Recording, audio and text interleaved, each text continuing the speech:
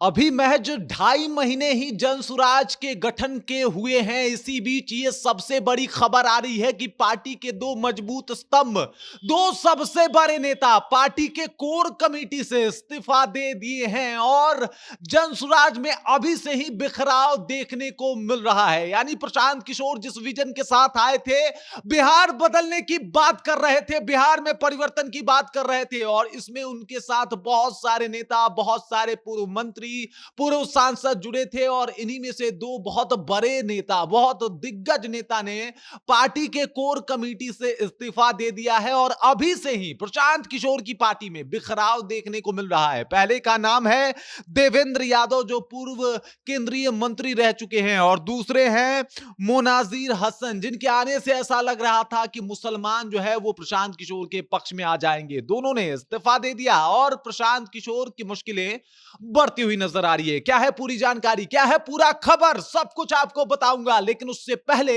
मेरा परिचय जान लीजिए। मेरा नाम है रजत और आप जनता जंक्शन देख रहे हैं। प्रशांत किशोर जिस बात का दावा करते थे कि भाई बिहार बदल देना है, बिहार में परिवर्तन लाना है, इस मुहिम के साथ उनके साथ बहुत सारे नेता, बहुत सारे राजनेता, बहुत सारे पूर्व नेता, सब लोग आके जुड़ते हैं और एक नए विजन के साथ चलने के लिए एकदम से प्रयासरत हो जाते हैं। प्रशांत किशोर के साथ कदम से कदम मिला के चलते हैं और उन्हीं में से दो नाम है, एक है देवेंद्र यादव का, जो कि पूर्व केंद्रीय मंत्री रह चुके हैं, और इसके अलावा दूसरे हैं पूर्व सांसद मोनाजिर हसन। जब ये दोनों साथ आए तो ये माना जा रहा था कि यादव जी के आने से कुछ यादव वोटर जो है वो प्रशांत किशोर के साथ आएंगे, मोनाजिर हसन जब आ जाएंगे तो मुसलमान समीकरण को साधने में प्रशांत किशोर को काफी आसानी होगी और इस बार बिहार के चुनाव में काफी निर्णायक तरीके से प्रशांत किशोर जो है वो दिखाई देंगे। लेकिन इसी बीच जो उन्होंने 2.5 महीने पहले कोर कमेटी का गठन किया था, जिसमें 125 लोगों को शामिल किया था,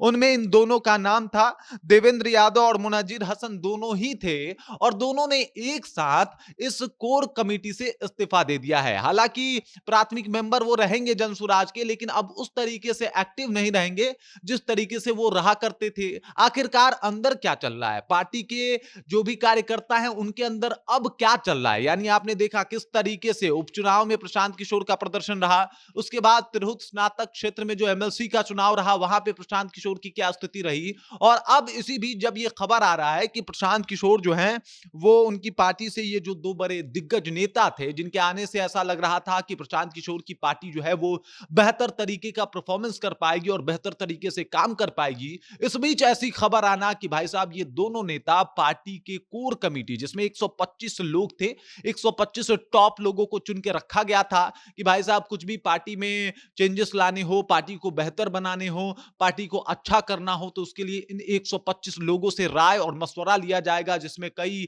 आईएएस ऑफिसर, पूर्व आईएएस ऑफिसर, आईपीएस ऑफिसर जो है वो इसमें थे और इसी को लेके जो है वो पार्टी का निर्माण भी किया गया था। 125 लोगों के मन के हिसाब से ही पार्टी काम कर रही थी और इसी बीच दो बड़े नेता, बड़े दिग्गज नेता का इस तरीके से कोर कमेटी से इस्तीफा देना, यह बताता है कि पार्टी में बिखराव अभी से ही शुरू हो गई है। प्रशांत किशोर की मुश्किलें लगातार उपचुनाव के बाद बढ़ती हुई नजर आ रही है। उपचुनाव के बाद कहीं ना कहीं प्रशांत किशोर काफी डल दिखाई भी पड़ रहे थे, ज्यादा एक्टिवनेस उनकी देखी नहीं जा रही थी। आपने उपचुनाव से पहले देखा होगा प्रशांत किशोर की क्या एनर्जी थी और हर तरफ प्रशांत किशोर का एक शोर गूंज रहा था, लेकिन अगर अभी की स्थिति देखी जाए तो थोड़े से बैक फुट पे नजर आ रहे हैं। और इसी बीच जब ऐसा हो कि दो दिग्गज नेता मुनाजिर हसन और देवेंद्र यादव जैसे नेता अगर कोर कमेटी से इस्तीफा देते हैं, तो फिर कहीं ना कहीं प्रशांत किशोर की तो मुश्किलें बढ़ेगी ही, साथ ही साथ एक सवाल भी उठेगा कि आखिरकार पार्टी में चल क्या रहा है। इन दोनों नेताओं ने प्रशांत किशोर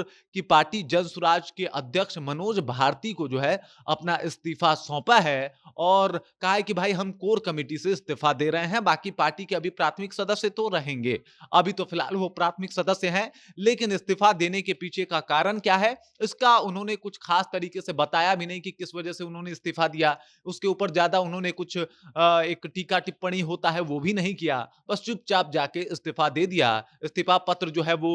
मनोज भारती को थमा दिया, एक एक कॉपी प्रशांत किशोर को भी भेज दी गई है और इसी वजह से बताया जा रहा है कि प्रशांत किशोर की पार्टी में थोड़ी सी जो है वो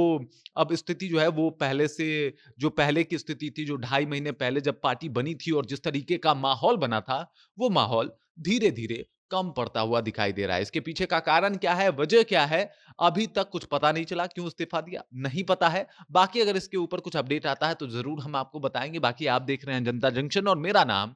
रजत है।